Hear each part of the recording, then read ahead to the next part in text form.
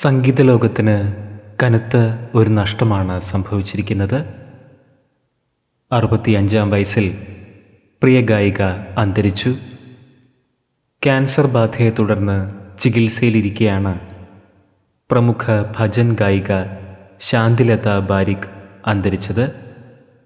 ഭാജി ഭാജി തോ നാമ, ജഗന്നാഥ തുമേ ബഡാ ചാലിയ എന്നീ ഗാനങ്ങളിലൂടെ ജനമനസ്സുകളിൽ ഇടം നേടിയ ഗായികയുടെ അപ്രതീക്ഷിത വേർപാട് സംഗീത ലോകത്തെ നടുക്കിയിരിക്കുന്നു.